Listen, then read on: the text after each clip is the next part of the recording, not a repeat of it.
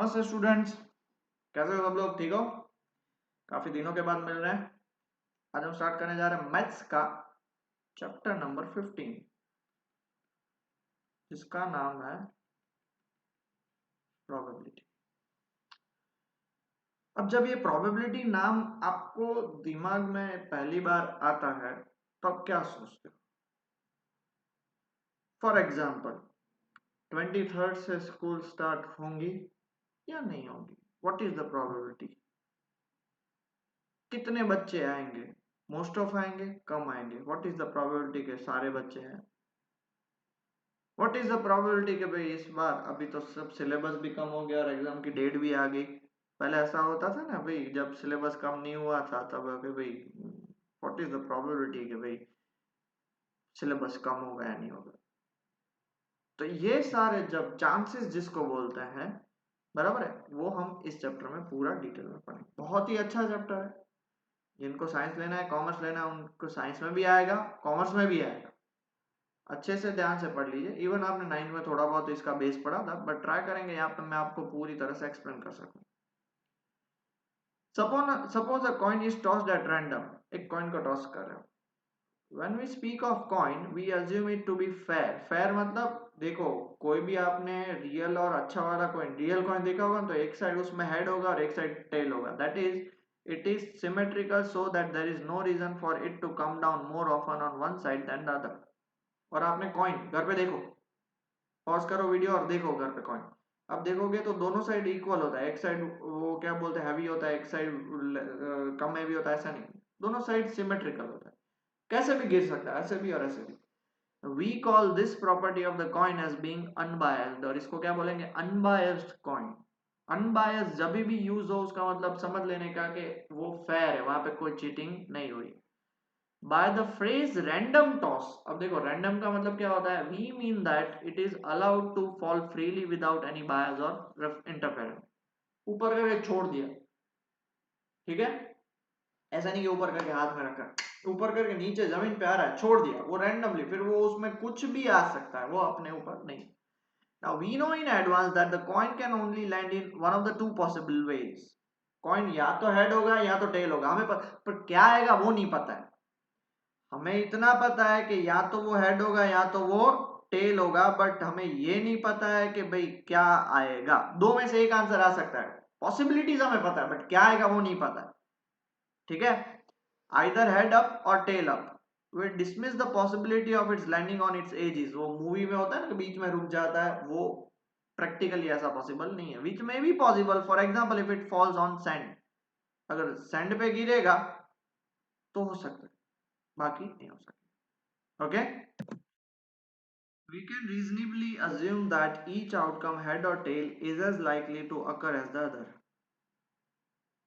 ऐसा कभी होता, शायद आप क्रिकेट खेलने गए हो या कोई गेम खेलने गए हो, टॉस करोगे तो आप बोलो सर मैं जब भी मांगता हूँ ना मैं हार ही जाता हूँ, मैं चाहे हेड मांगू तो हार जाता हूँ, टेल वो मेरा लक खराब है। No, it's not practically that. और बहुत बार ऐसा होता है कि कॉइन होता है, बहुत आप खेले होगे भाई, हमेशा उसमें हेड ही आता है, टेल कभी नहीं आता, या हमेशा टेल आता है, हेड नहीं आता। ऐसा कभी नहीं होता है, वो रैंडम, इट्स प्योरली चांस, उसमें कुछ ऐसा बायसिंग नहीं होता है। आप टॉस कर रहे हो, घूम रहा है, हेड भी आ सकता है, टेल भी आ सकता है। Okay, we refer to this by saying that the outcomes head and tail are equally likely. Equally likely मतलब जितने चांस हेड का है उतना चांस टेल का है। आ गया समझ में? ये रहा, देखो कॉइन टॉस किया, ये आया तो इसको हम क्या बोल सकते हैं? हेड। और ये आया तो उसको हम क्या बोलेंगे? टेल। उसमें कुछ भी ऐसा नहीं है। दोनों के कितने चांसेस बोल सकते हैं? 50%। 50%। इसलिए तो कभी भी कुछ भी आप गेम होती है स्टार्ट, तो उससे पहले कॉइन को टॉस किया जाता है, because it is the fairest way to check कि भाई कौन जीता या कौन कौन जीता, मतलब इन द सेंस कि किसको पहला चांस मिलेगा, ठीक है? ओके, दूसरा एग्जांपल है डाइस का। जैसे कॉइन का वैसे ही डाइस का। डाइस तो सबने खेला होगा, लूडो, अभी कोरोना पीरियड में सबसे ज्यादा वही गेम खेली होगी। For another example of equally likely outcomes, suppose we throw die once, एक बार हम डाई को थ्रो करते हैं। For us a die will always mean a fair die. Fair die मतलब वो शकुनी मामा वाली डाई नहीं, महाभारत में शकुनी मामा जो खेलते थे, जो वो चाहते थे वही गिर जाता है। यहाँ पे कुछ भी आ सकता है। कितने आउटकम्स हैं? What are the possible outcomes? 1 2 3 4 5 6। And each number has the same possibility of showing up, 1 आने के भी उतने चांस, 2 के भी उतने चांस, 3 के भी। So the equally likely outcomes of throwing a die are 1 2 3 4 5 6। Equally likely मतलब सबके उतने ही चांस है, किसी को भी ज्यादा प्रायोरिटी नहीं मिलेगी। क्लियर हो गया बेटा? पक्का? ओके, चलो pause the video and note it down. Okay, so ये फॉर्मूला ऑलरेडी आप लोगों ने 9th में पढ़ा है, वो है probability of an event E. अब इवेंट क्या होता है? इवेंट मतलब जो भी हम, जैसे कॉइन टॉस करना वो इवेंट हुआ, अब उसमें हेड आना उसको हम पर्टिकुलर इवेंट बोलते हैं। जैसे मैं अगर कॉइन टॉस करूंगा तो उसमें हेड आया तो उसकी प्रोबेबिलिटी क्या, तो उसको पी ऑफ ई बोलते हैं। तो number of outcomes favourable to E, favourable to E मतलब हेड कितना आ सकता है, एक, upon number of all possible outcomes of the experiment. जैसे कॉइन टॉस करना एक एक्सपेरिमेंट, बस उसमें हेड आना या टेल आना वो इवेंट है। जैसे ये देखो क्वेश्चन है, example 1, find the probability of getting a head when coin is tossed once. एक बार कॉइन टॉस करना है तो मैं सबसे पहले इवेंट लिखूंगा A. What is event A? Getting a head, बराबर है। अब P ऑफ A मतलब probability of getting a head when coin is tossed once. क्या होता है फॉर्मूला बेटा उसका?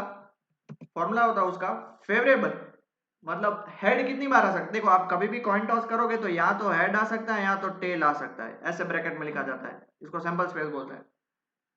अब हेड और tail total number of outcomes क्या है, 2, दो आउटकम्स, या तो हेड या तो टेल। अब हेड उसमें कितनी बार आ सकता है, 1, और 1/2 कितना होता है, 50%, हाफ, इसलिए तो उसको 50% बोलते हैं।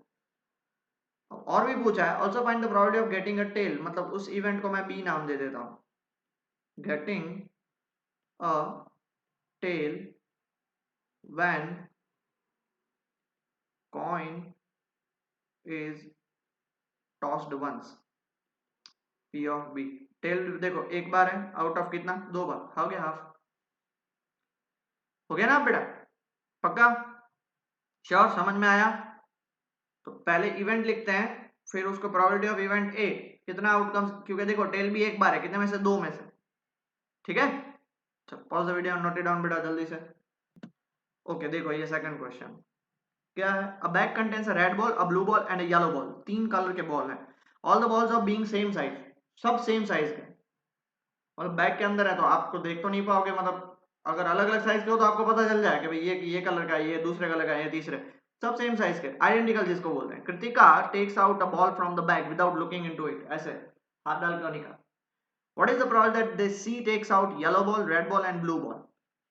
चलो सबसे पहले येलो बॉल, तो ए, इवेंट क्या है, कृतिका की जगह पे हम लिखेंगे सी, सी टेक्स आउट येलो बॉल। ठीक है, अब मुझे एक बात बताओ, प्रोबेबिलिटी का फॉर्मूला क्या है, फेवरेबल बाय टोटल। टोटल यहाँ पे बॉल्स कितने हैं, 3, और उसमें से येलो बॉल एक ही है, एक येलो बॉल, एक ब्लू बॉल और एक रेड बॉल, तो 1/3 हो गया। दूसरा, क्योंकि अब रेड बॉल निकालने की प्रोबेबिलिटी क्या है, तो सी टेक्स आउट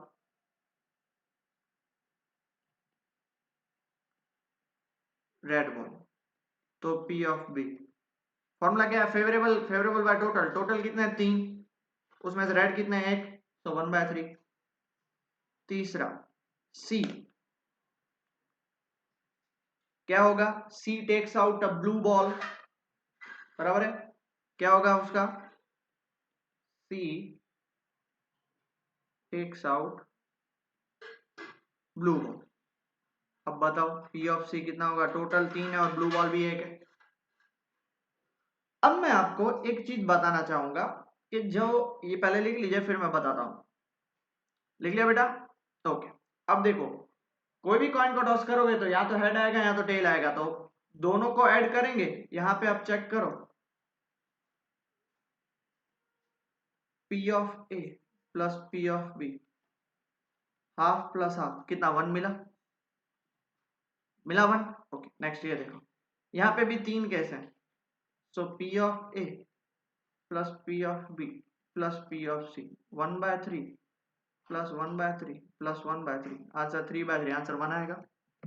मतलब सबको ऐड करोगे तो टोटल प्रोबेबिलिटी कितनी आती है? हमेशा 1 आती है, ना कभी 1 से ज्यादा ना वो कभी 1 से कम।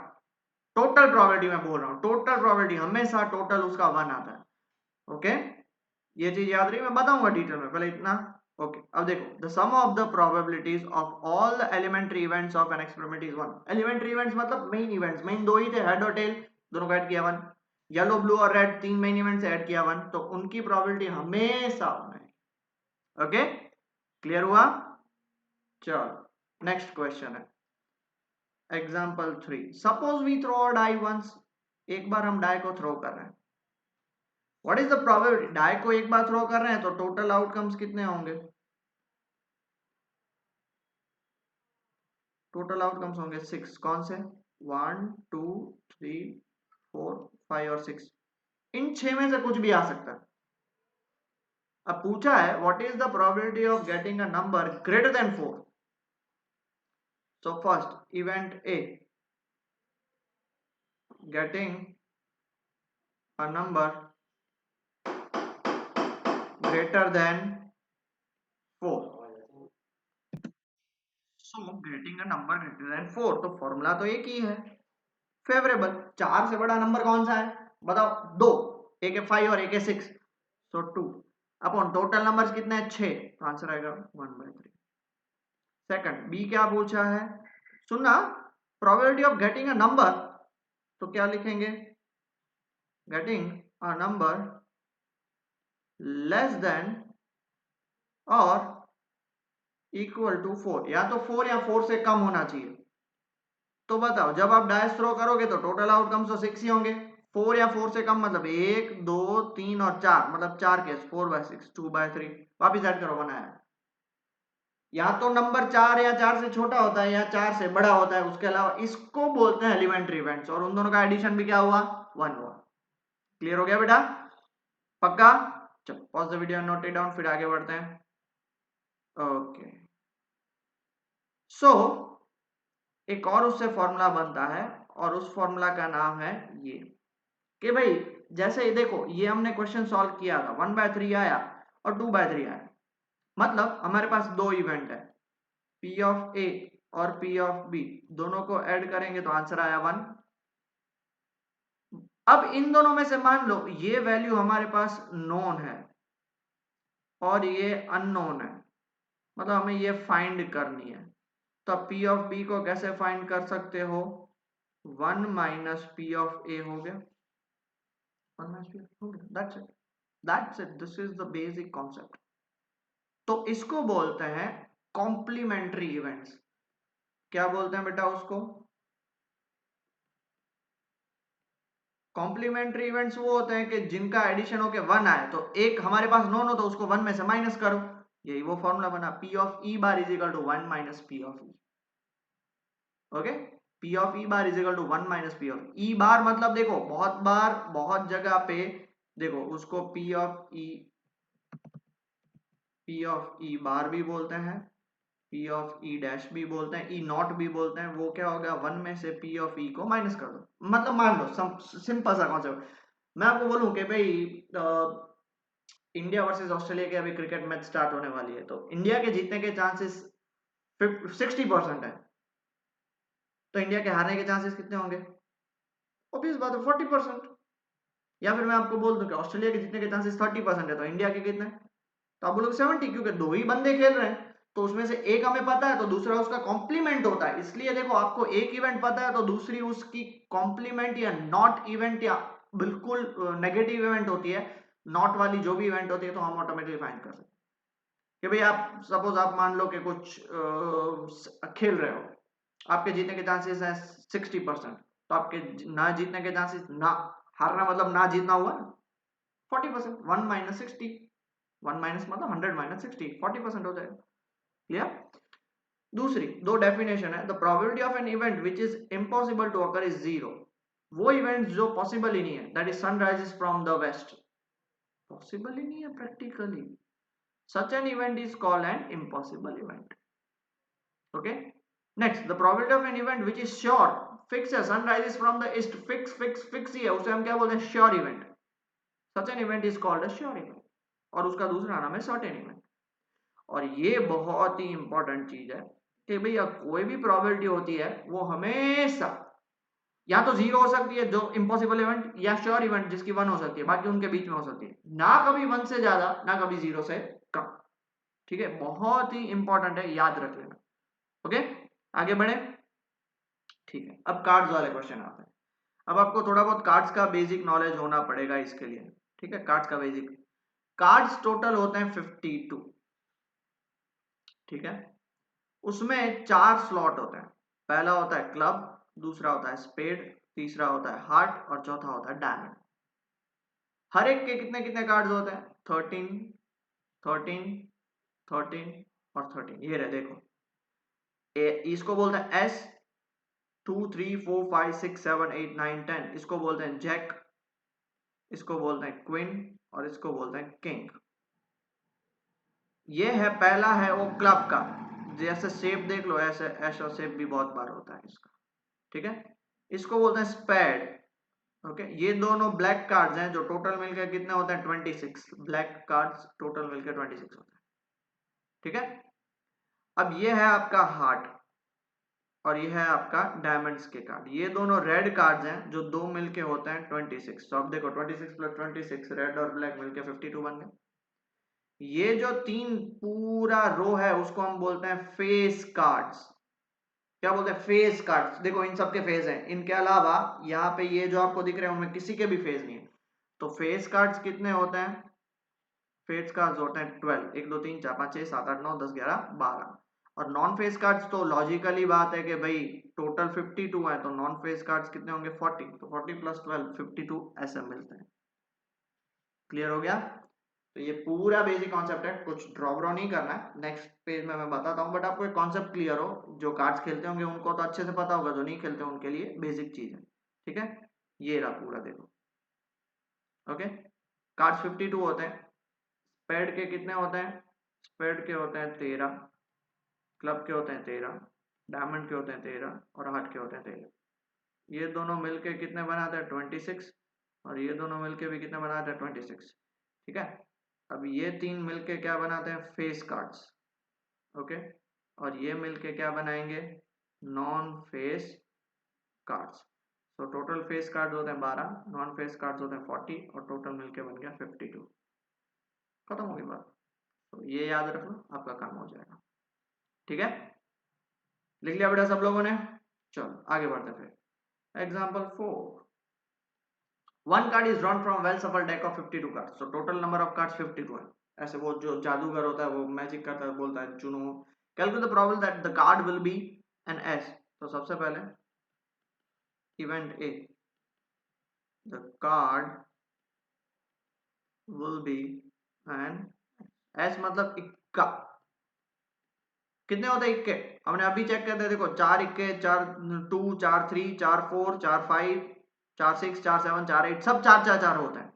तो इक्के कितने होंगे, 4 अपॉन टोटल कितना होगा 52, कट करोगे तो 1/13।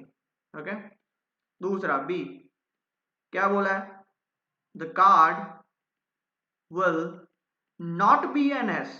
अब देखो नॉट मतलब हमने वो कॉन्सेप्ट देख लिया, 1 माइनस पी ऑफ ए, मतलब इक्का 1/13 है तो इक्के कितने नहीं होंगे।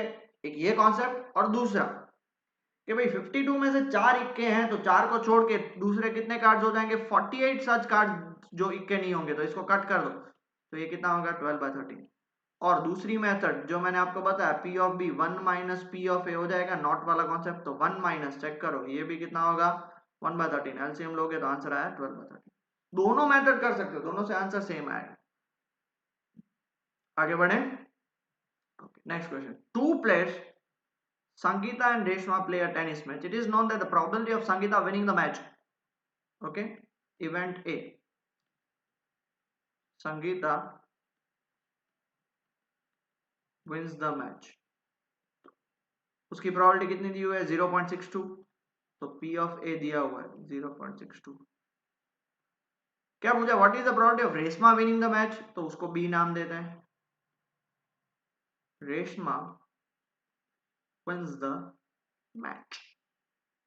तो देखो एक बात तो समझ लो, या तो संगीता जीतेगी या तो रेशमा जीतेगी। रेशमा जीतेगी उसका मतलब संगीता हारनी चाहिए, टाई नहीं होगी, समझ लो टाई नहीं होगी, ये टाई वाली मैच नहीं है।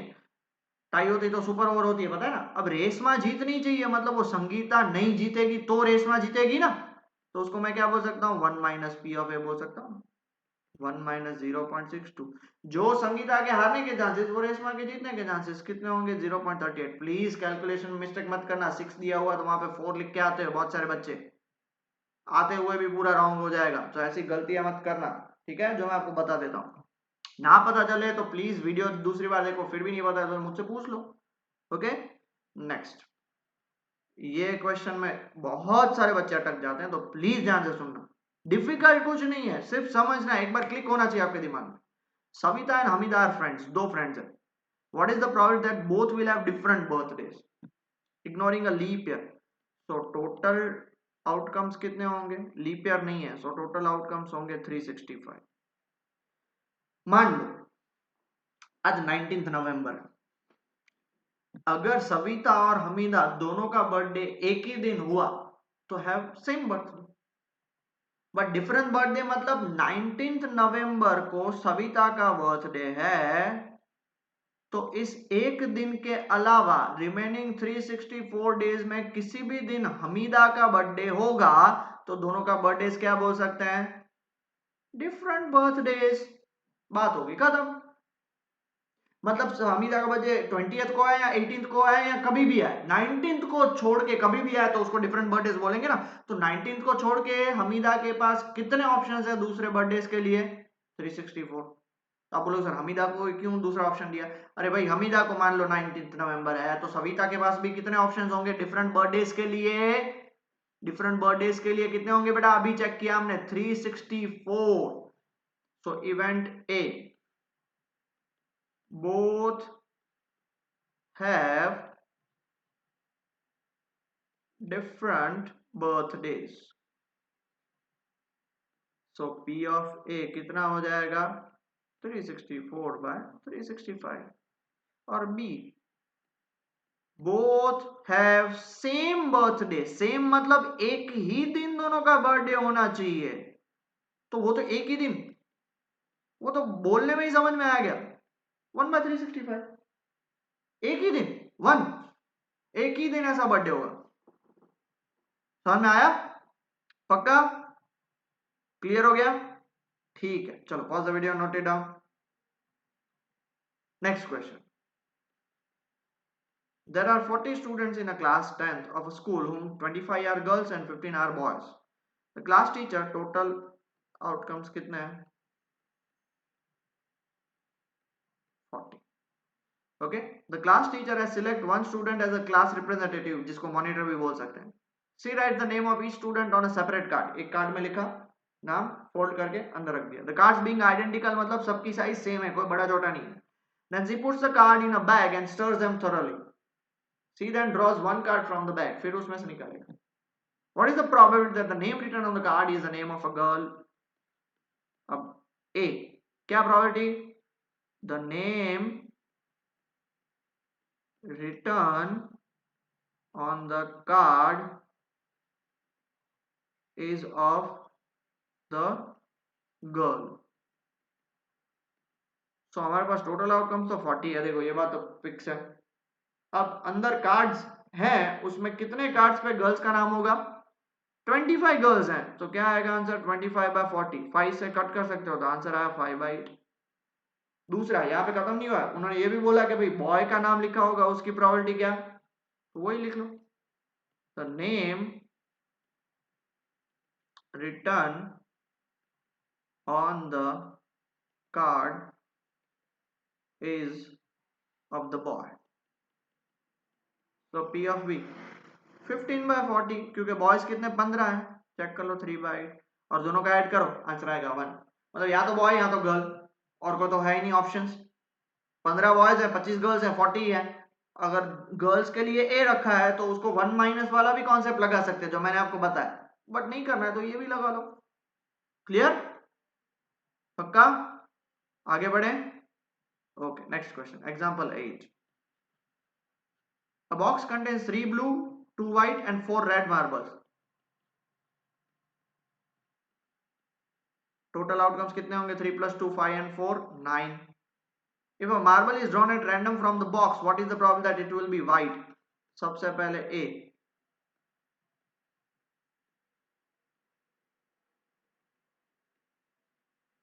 Marble drawn is white. अब व्हाइट मार्बल उसमें से निकालनी है आपको, तो देखो सबसे पहले फॉर्मूला तो आपको पता है, फेवरेबल और टोटल, टोटल 9 हो जाएंगे। व्हाइट कितनी है? 3 2 4, 2 व्हाइट है, सो 2 बाय 9। सेकंड बी क्या होगा? Marble drawn is blue, probability that marble drawn is blue, इसलिए हम देखो पी ऑफ बी का मतलब ये है, probability that marble drawn is blue. Total 9, blue कितने मार्बल्स हैं? 3, 3 बाय 9, सिंप्लीफाई करके 1 बाय 3 लिखना, वरना एक मार्क्स सीधा कट कर हो सकता है। और तीसरा सी,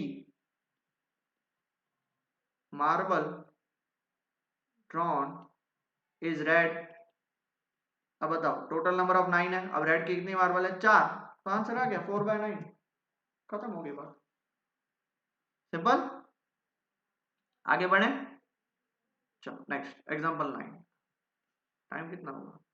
26 minute. Harpreet tosses two different coins simultaneously.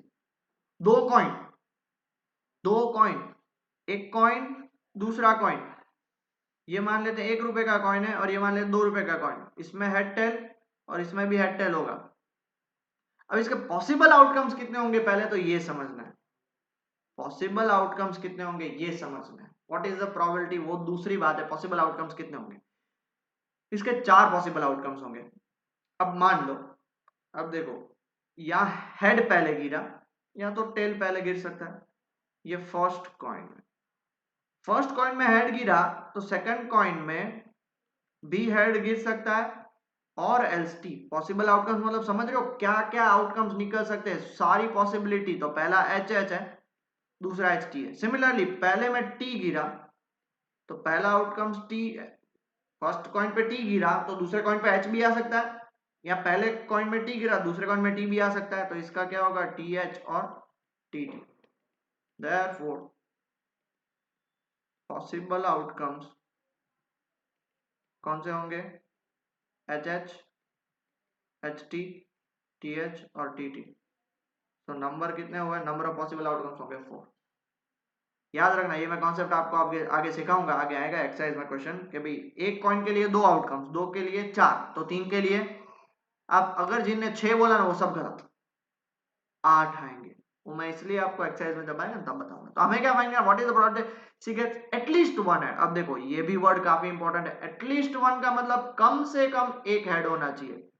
कम से कम एक हेड होने के लिए देखो, इसमें 2 हेड है ये चलेगा, इसमें एक हेड है ये चलेगा, इसमें एक हेड है चलेगा, कम से कम एक हेड होना चाहिए। एक कम से कम मतलब एक या उससे ज्यादा।